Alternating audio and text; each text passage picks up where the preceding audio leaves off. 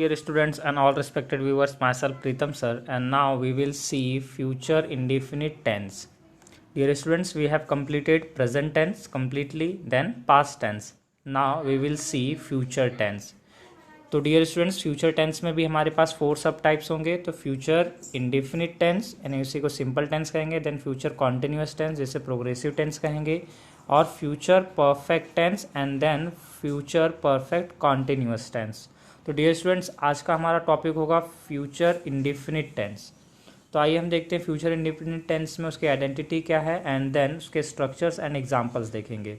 तो future indefinite tense में हिंदी यदि कोई सेंटेंस दिया हुआ है तो उसमें पहचान गा गी गे, यानी कि उस वाक्य के अंत में गा गी गे, ये जो फ्यूचर है ये हमेशा फ्यूचर के बारे में यानी कि भविष्य के बारे में बताता है, इसलिए इस तरीके से इसकी आइडेंटिटी है. और अगर कोई इंग्लिश सेंटेंसेस दिया तो उसमें आइडेंटिफाई कैसे करेंगे, तो उसमें विल या शैल दिया होगा और वर्ब का फर्स्ट फॉर्म दिया होगा. विल ऑल सब्जेक्ट के साथ आप लगा सकते हो, शैल सिर्फ आई और वी के साथ लगा सकते हो. तो डियर स्टूडेंट्स, इसके अंदर आई और जो वी होता है उसके साथ भी विल लगा दिया जाता है.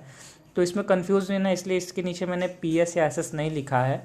आप विल हर एक सब्जेक्ट के साथ लगा सकते हो, लेकिन अगर शैल आपको लगाना है तो आई और वी ये सब्जेक्ट होना चाहिए. तो आइए स्टूडेंट्स, हम असर्टिव सेंटेंस में आते हैं. असर्टिव सेंटेंस में सबसे पहला हमारा होता है अफर्मेटिव सेंटेंस. अफर्मेटिव में जैसा कि मैंने आपको हमेशा बताया है कि जो सेंटेंस का स्ट्रक्चर होता है टेंस के लिए SVO होता है, सब्जेक्ट वर्ब ऑब्जेक्ट होता है, और जो वर्ब है वर्ब में भी हमारा हेल्पिंग वर्ब और प्लस मेन वर्ब होता है. तो यहाँ पे देखिए हेल्पिंग वर्ब क्या है, इसकी विल या शैल, और इसके अंदर मेन वर्ब का फर्स्ट फॉर्म होता है, देन ऑब्जेक्ट, फिर कंपोजिट. तो इस तरीके से इसका स्ट्रक्चर है. आइए इसके एग्जाम्पल्स देखते हैं. तो एग्जाम्पल में देखिए यहाँ पे लिखा हुआ आई शैल राइट अ लेटर, मैं एक पत्र लिखूंगा. देखिए अगर हिंदी में ट्रांसलेशन होगा तो गा गे गी इस तरीके से आएगा. तो आई यहाँ पे क्या है हमारा सब्जेक्ट, इसलिए हेल्पिंग वर्ब क्या लगा है, shall. We shall go to school tomorrow, हम स्कूल कल जाएंगे. तो यहाँ पे वी है सब्जेक्ट, इसलिए हेल्पिंग वर्ब क्या लगा है, शैल लगा है. अब देखिए यहाँ पे you will read a book, क्या तुम किताब पढ़ोगे. तो यहाँ पे यू है, इसके साथ कौन सा हेल्पिंग वर्ब लग गया है, will.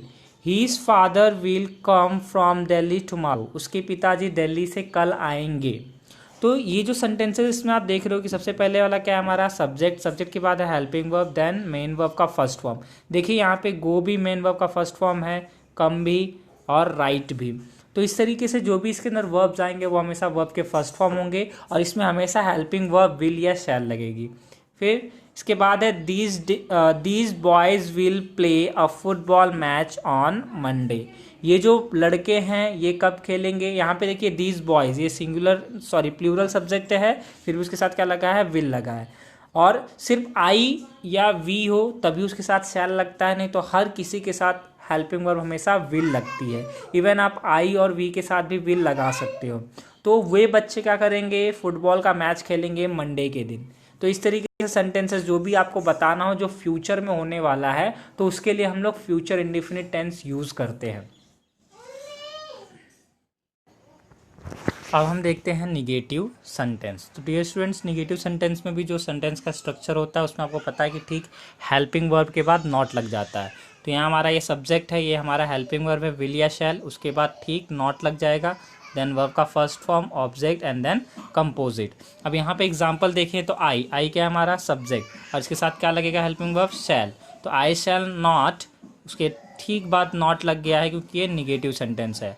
Go to Aligarh tomorrow, मैं कल अलीगढ़ नहीं जाऊंगा. इस तरीके से इसका हिंदी ट्रांसलेशन होगा.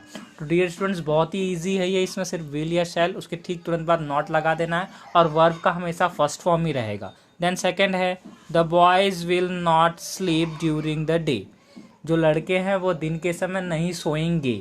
इस तरीके से इसका ट्रांसलेशन होगा. द बॉयज़, ये जो बॉयज़ है ये क्या है, प्लूरल सब्जेक्ट है, फिर भी उसके साथ क्या लगा है, विल. डियर स्टूडेंट्स, मैंने आपको बार बार बताया है कि सिर्फ आई और वी जब आएगा तभी शैल लगाना है, बाकी सभी सब्जेक्ट के साथ विल लगाना. इवन आप आई और वी के साथ भी विल लगा सकते हो. देन थर्ड वन है इसका, you will not read the book, you will not read the book, तुम किताब नहीं पढ़ोगे. देन हम आते हैं एक और एग्जाम्पल दिया है डियर स्टूडेंट्स, मैंने मैक्सिमम एग्जाम्पल्स लेने की कोशिश की है, और आप भी कोशिश करिए कि जो टेंस आप पढ़ लो तो उस टेंस के मैक्सिमम एग्जाम्पल्स खुद से भी आप क्रिएट कर सको, बना सको। बहुत ही ईजी होता है।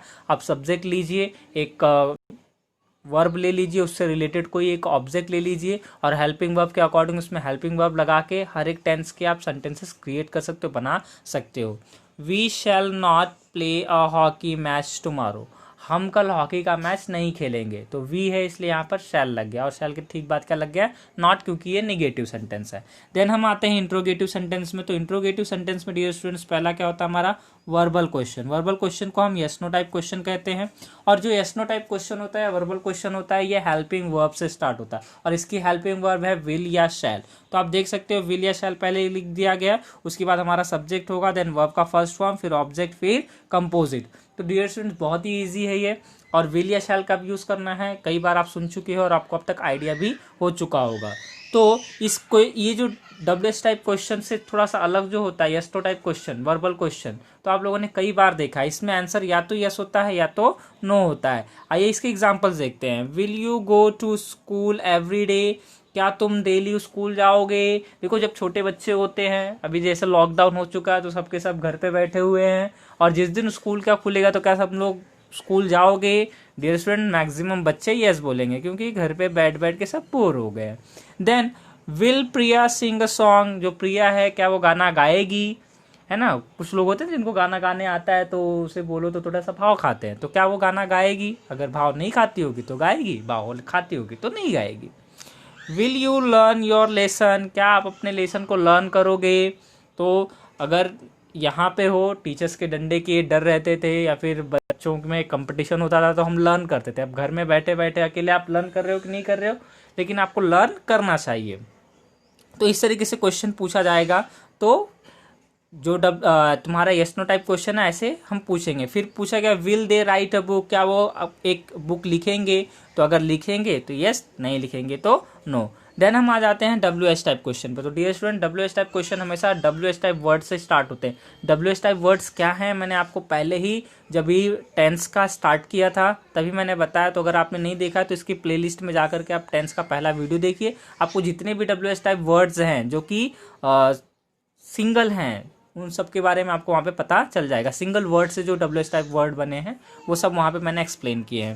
तो इसमें डब्ल्यू एस टाइप वर्ड पहले आ गया, देन हमारा हेल्पिंग वर्ब, फिर सब्जेक्ट, वर्ब का first form, object, then composite. अब यहाँ पे देखिए why will she go to market with father, वह अपने पिताजी के साथ मार्केट क्यों जाएगी। वाई, वाई का मतलब क्या होता है, क्यों। तो वो क्यों जाएगी, तो जो भी है आंसर आप वहाँ पर स्पेसिफाई कर सकते हैं। वाई एक रीज़न के लिए, मतलब इसका आंसर जो होगा एक रीज़न होगा, एक कारण होगा। देन हम देखते हैं when will begin Ram's examination, Ram का एग्जामिनेशन कब स्टार्ट होगा, कब शुरू होगा। तो जब भी शुरू होगा, मार्च में होगा, मई में होगा, जब शुरू होगा तो उसे हम यहाँ पर स्पेसिफाई करेंगे, यानी कि हमें टाइम बताना होता है। Then why will you go to by train, sorry why will you go by train, तुम ट्रेन से क्यों जाओगे। तो उसका भी आंसर हमें कोई ना कोई कारण में ही देना है। तो डियर स्टूडेंट्स बहुत से डब्ल्यू एस टाइप क्वेश्चन होते हैं, उस पर भी आप क्रिएट कर सकते हो। How shall we study in school, हम स्कूल में कैसे पढ़ेंगे। डियर स्टूडेंट सीधी सी बात है ना, कोरोना वायरस इतना फैला हुआ है, और उसके बाद ये जो संक्रमण फैलता है, ट्रांसमिशन होता है कांटेक्ट से भी, तो इसलिए हम स्कूल में नहीं पढ़ सकते फिलहाल। तो हमें ऑनलाइन पढ़ना है, घर पे पढ़ना है, अपने मोबाइल के थ्रू पढ़ना है। तो ये हाउ, हाउ मतलब कैसे, कैसे पढ़ सकते हैं। तो कैसे क्या, जब गाइडलाइंस आ जाएंगे उसके बाद हम आकर के स्कूल में पढ़ेंगे।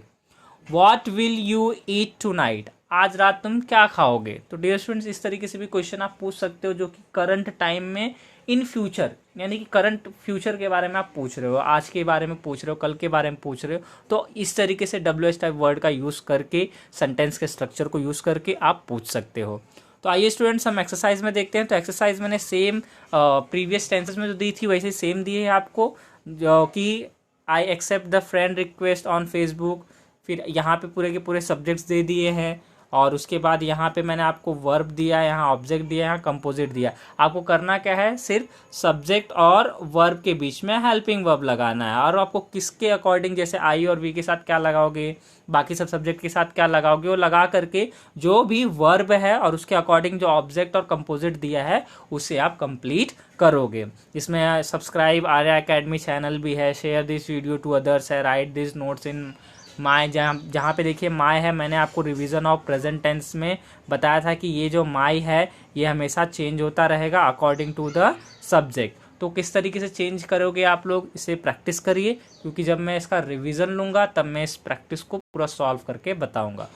तो डियर स्टूडेंट्स, आई होप आपको ये समझ में आ गया होगा। अगले वीडियो में हम लोग नए टेंस के साथ आएंगे, नेक्स्ट टेंस के साथ आएंगे, नए टॉपिक्स के साथ आएंगे।